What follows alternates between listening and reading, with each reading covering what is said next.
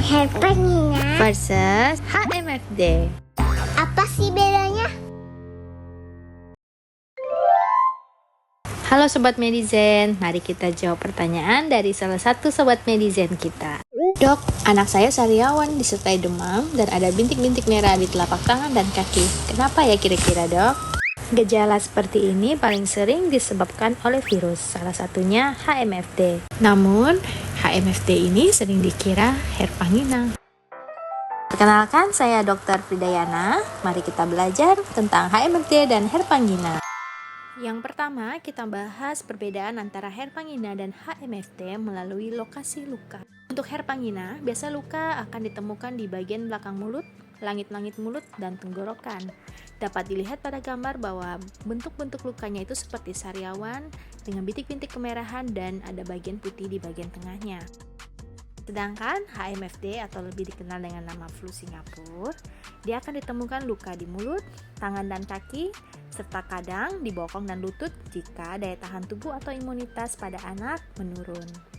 Jadi perbedaan antara Herpangina dan HMFD itu terlihat dari bahwa Herpangina tidak menyebabkan ruam di telapak tangan dan juga kaki. Yang kedua, kita akan membedakan Herpangina dan HMFD dari gejalanya. Secara umum, Herpangina dan HMFD ini memiliki gejala yang sama karena sama-sama disebabkan oleh virus. Yang pasti ada demam, kemudian sakit kepala, atau kadang disertai dengan nyeri-nyeri di daerah otot-otot, dan sariawan. Untuk Herpangina sendiri, ya khas adanya luka di bagian mulut dan tenggorokan. Virus yang ada di rongga mulut bisa masuk ke dalam saluran pencernaan. Sedangkan HMFD, selain adanya ruam di telapak tangan dan kaki, sariawan di mulut, dan demam, biasanya pasien-pasien juga mengeluhkan sakit pada tenggorokannya.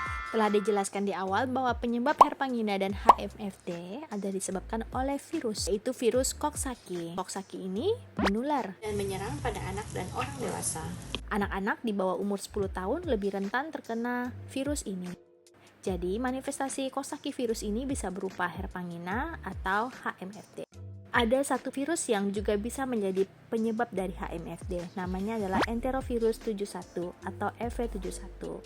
Jika terkena EV71 ini, biasanya gejala HMFD akan lebih berat, sehingga bisa menyebabkan timbulnya komplikasi. Selain kehilangan kuku, bisa menyebabkan dehidrasi karena ada gangguan makan dan minum, dan juga gangguan pada sistem saraf pusat, yaitu meningitis dan ensefalitis. Jika sobat-sobat Medizen yang mempunyai anak yang mengalami keluhan dengan komplikasi serius di atas, sebaiknya segera dibawa periksa ke pelayanan kesehatan terdekat atau dokter terdekat. Pasti sobat-sobat Medizen juga penasaran kan, apa aja sih bisa lakukan untuk mencegah penyakit Herpangina dan HMFD ini? Yuk kita bahas satu-satu. Yang pertama adalah menjaga higienitas. Dengan menjaga higienitas, kita melindungi diri dari masuknya kuman ke dalam tubuh. Salah satu yang bisa kita lakukan adalah dengan mencuci tangan. Mencuci tangan baiknya dilakukan saat mau makan, sesudah dari kamar mandi, atau sesudah keluar dari rumah. Nah, untuk lingkungannya sendiri, kita harus menerapkan hidup bersih dan sehat. Yang kedua adalah menggunakan masker. Jika kita atau anak kita yang sedang sakit, baiknya menggunakan masker jika hendak keluar dari rumah atau berinteraksi dengan orang lain. Karena HMFD dan Herpangina ini paling sering diderita oleh anak-anak sekolah, baiknya anak-anak yang sakit dirumahkan dulu atau izin dari sekolah. Dan kalau misalnya anak tersebut harus pergi ke sekolah, sebaiknya orang tua memakaikan masker kepada anak karena penularan dari virus Herpangina dan HMFD atau Coxsackie virus ini yaitu dari udara atau percikan dahak saat kita berbicara dan batuk. Yang ketiga, vaksin. Ada nggak sih vaksin untuk mencegah penyakit HMFD ini? Ya, tentu saja ada. Hanya saja vaksin HMFD ini tidak untuk virus Coxsackie, melainkan virus yang menyebabkan komplikasi berat pada HMFD, yaitu virus Enterovirus 71 atau kita kenal dengan vaksin EV71. Vaksin ini membantu tubuh untuk mengembangkan kekebalan terhadap virus EV71 dan mengurangi resiko terjadinya komplikasi yang serius pada HMFD, yaitu ensefalitis dan meningitis. Untuk penegakan diagnosisnya sendiri, kita balik lagi dari lokasi luka. Herpangina hanya ditemukan luka di daerah rongga mulut, langit-langit mulut atau tenggorokan. Sedangkan HMFD selain ditemukan luka di daerah rongga mulut, juga ditemukan ruam-ruam di tangan dan kaki. Untuk gejalanya sendiri secara umum hampir sama, yaitu ada demam, sakit kepala, rasa tidak enak di dalam mulut, dan pada Herpangina biasanya juga disertai dengan sakit perut. Untuk penegakan diagnosis secara pasti dapat dilakukan dengan isolasi virus. Isolasi virus ini dilakukan untuk mendeteksi apakah penyebab dari Herpangina atau HMFD itu disebabkan oleh virus Coxsackie ataupun HMFD enterovirus 71.